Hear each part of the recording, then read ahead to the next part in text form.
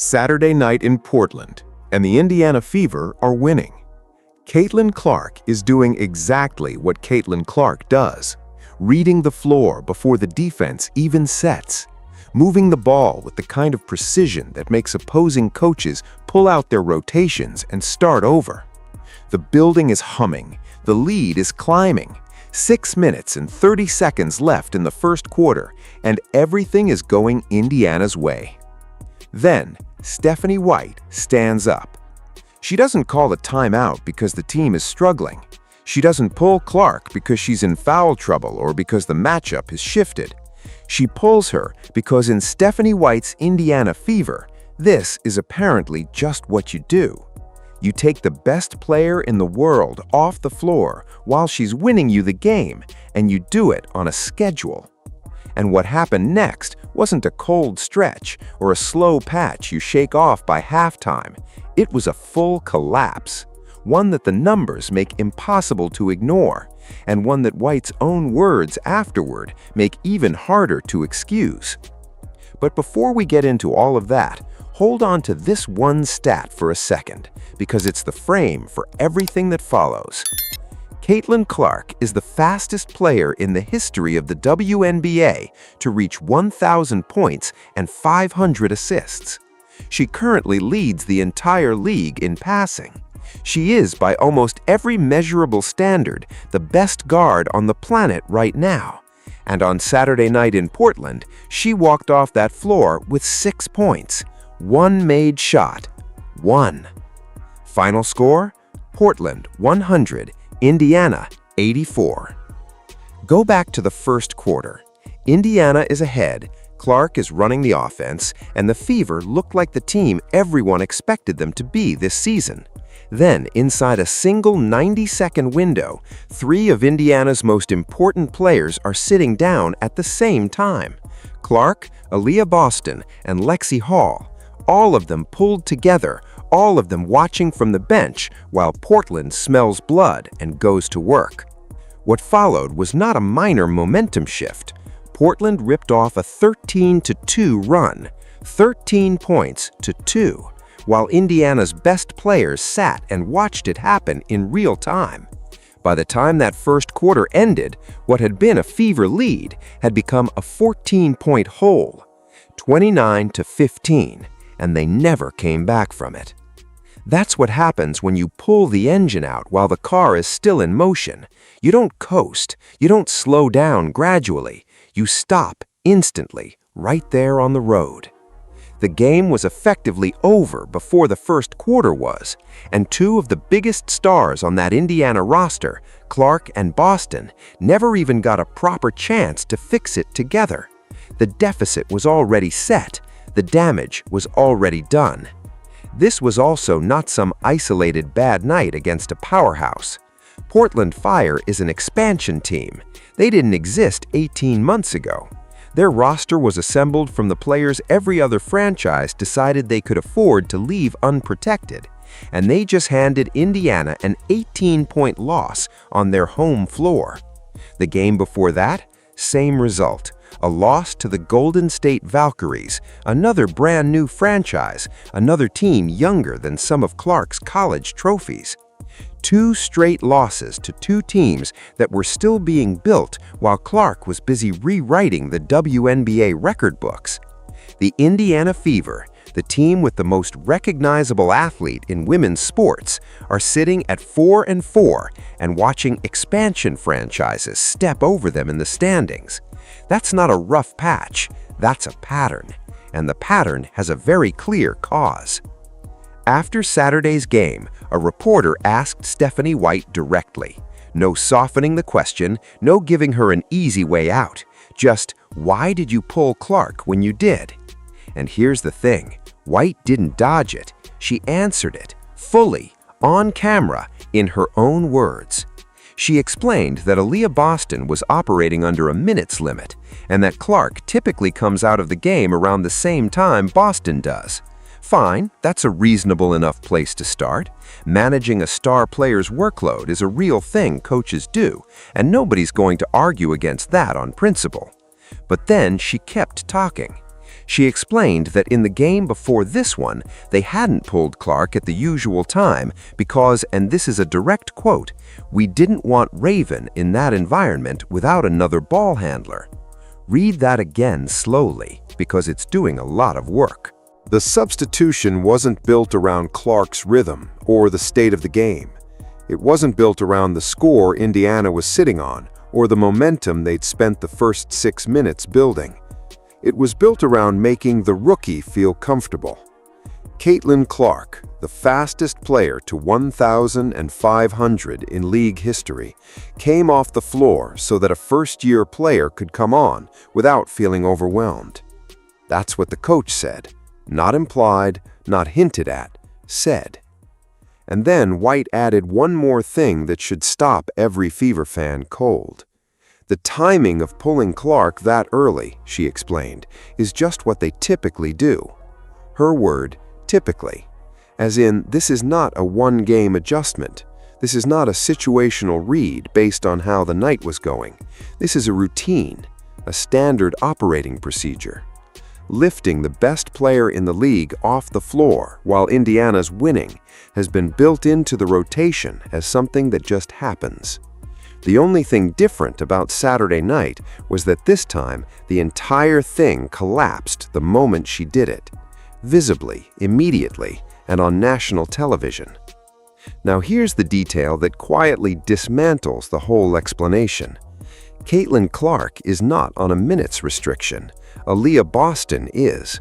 White acknowledged that herself. So the one genuine, defensible reason she offered, managing a player's minutes and workload, never applied to Clark in the first place. Boston's limits are real and worth managing carefully, but Clark has no such restriction.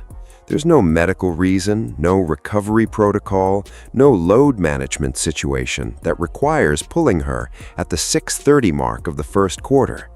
Which means once you take the minutes argument off the table, only one reason is left standing: the rookie. And later that same night, the cameras gave everyone a front row seat to exactly how deep that dynamic runs. White and Clark were caught in what can only be described as an animated sideline exchange, the kind where you don't need the audio to understand the temperature of the conversation. A disagreement, clearly. Visible body language, visible tension, visible frustration on at least one side of it. And here's how it ended. White turned, looked down the bench, and called Raven Johnson over to take Clark's spot on the floor. The face of the Indiana Fever, the reason a sold-out arena in Portland was draped in number 22 jerseys. The player who just set the all-time WNBA record for the fastest path to 1,500 assists, waved off the floor on camera in a game her team was already losing badly in favor of a rookie because her head coach had done the exact same thing an hour earlier and apparently saw no reason to change course. There was one more layer to this, and it came straight from the broadcast. The booth relayed during the game that White believes the team actually plays faster with Raven Johnson running the point. Now that framing came from the broadcast, not a direct quote from White herself, so it's worth holding a little loosely. But set it down next to everything else we just walked through. The early substitution built around the rookie's comfort.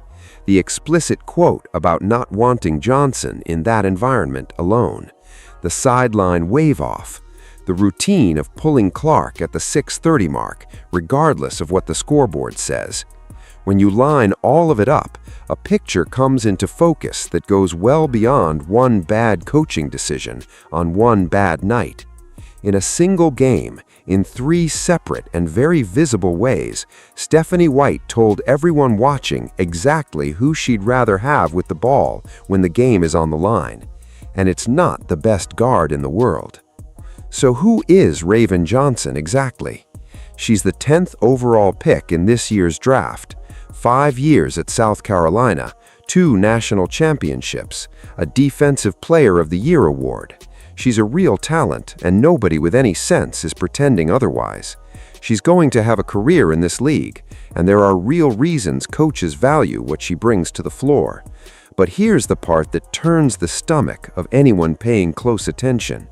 The last time Raven Johnson and Caitlin Clark shared a floor that actually mattered, Johnson was the one assigned to stop her, not play alongside her. Stop her. The 2024 National Championship game, the night South Carolina took the title away from Iowa, the night that became one of the most watched college basketball games in history. Johnson and her teammates were the wall that night, the defense that finally held, the group that walked off the floor with the trophy Clark had been chasing. Think about that symmetry for a second.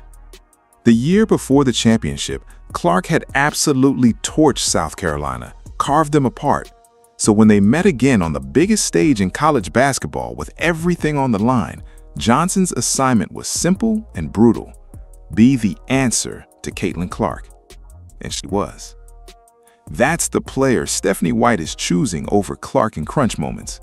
A talented rookie, a proven winner, and also the living reminder of the one night Clark's brilliance wasn't quite enough to get over the finish line.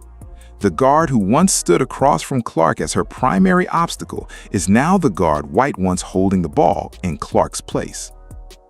Sit with that for a moment, because it's a strange thing to let happen if you're running a franchise built around winning. The part that makes all of this even harder to rationalize is that Stephanie White is not some outsider stumbling through her first year with this organization. She is not a rookie head coach still learning what Indiana is about. She wore this jersey. She played for the Fever. She stood on this court alongside Tamika Catchings, the player this entire franchise was built around, protected, featured, and ultimately won with for the better part of 2 decades. White watched firsthand what it looks like when an organization commits to its best player completely, when the system bends to the superstar instead of the other way around, when everyone in the building understands the hierarchy and accepts it because the results justify it every single night. She has also sat in this head coaching chair before, in Indiana, with this franchise. She knows the weight of what this organization can be when it operates correctly. She has seen the blueprint with her own eyes and lived inside it. Which means what's happening to Caitlin Clark right now is not a mistake born from inexperience or a miscalculation from someone still figuring out how to manage a star. It's a deliberate choice made by someone who knows exactly what she's choosing and what she's walking away from. That's not a comforting conclusion. It's actually the more unsettling one, because a mistake can be corrected once someone points it out. A decision made with full awareness is a different thing entirely. Step back from Indiana for a second, because this story is genuinely bigger than one team's win-loss record. Caitlin Clark did not just improve the Indiana Fever, she moved the entire sport. The television ratings climbed to levels the WNBA had never seen before she arrived. Arenas that were half empty 2 seasons ago are selling out months in advance now. The money flowing into every market in the league, the sponsorship deals, the merchandise, the broadcast contracts, all of it accelerated the moment she became the face of professional women's basketball. She didn't just fill the Fever's building, she made every building in the league worth filling. And the person making the daily decisions about how her talent gets used is treating her like a rotation piece. Every other team in the WNBA spends its film sessions figuring out how to stop Caitlin Clark, how to take the ball out of her hands, how to disrupt her rhythm, how to make her uncomfortable before she gets her feet set. Opposing coaches lose sleep over Clark. They build their entire defensive game plan around containing her. Her own coach builds the rotation around sitting her. When every opponent in the league sees your player as the central problem to solve, and your own staff sees her as someone to substitute out on a schedule, something has gone seriously wrong in that building. The disconnect is not subtle. It's not something you have to squint to see. It's playing out on national television, quarter after quarter, loss after loss, with White's own voice on the record explaining exactly why it keeps happening. The fans see it too, and they're not being quiet about it. Go read the comment sections after Saturday's game in Portland. They don't read like a fan base going through a tough stretch and rallying around the team. They read like a fan base in the early stages of a breakup. people who came to this sport because of one player, stayed because of that player, and now are doing the math on what happens if she's not the reason to keep watching. One fan wrote that they just freed up their entire summer. Another said it as plainly as anyone could say, "I'm not a Fever fan, I'm a Caitlin Clark fan. I go where she goes." Scroll through the replies long enough and that same sentence appears hundreds of times in different words with identical meaning. They never cared about Indiana specifically, they cared about her. The team was the vehicle, she was the destination. And the front office understands, even if nobody is saying it out loud at press conferences, exactly what that means financially. Clark is the reason the Fever are playing in a larger arena this season. Her arrival forced the upgrade because the old building couldn't hold the demand. She's the reason road arenas are selling out months before Indiana even arrives in town. She's the reason Portland on a Saturday night looked like a home game for Indiana with number 22 jerseys covering the upper bowl of an arena that belongs to the other team. Every single one of those tickets was bought to watch Caitlin Clark play basketball, not to watch her sit on the bench in a windbreaker next to the Gatorade cups staring at a deficit that grew while she was off the floor. And those fans have already told anyone willing to listen exactly what they'll do if this keeps going. They'll leave. Not loudly, not with a dramatic announcement, just quietly, the way fans always do when the thing they came to see stops being the thing on the floor. They'll find something else to do on Thursday nights. They'll stop buying the road trip packages. They'll let the jersey sit in the closet. They'll follow her right out the door, and there won't be a press conference explanation that brings them back.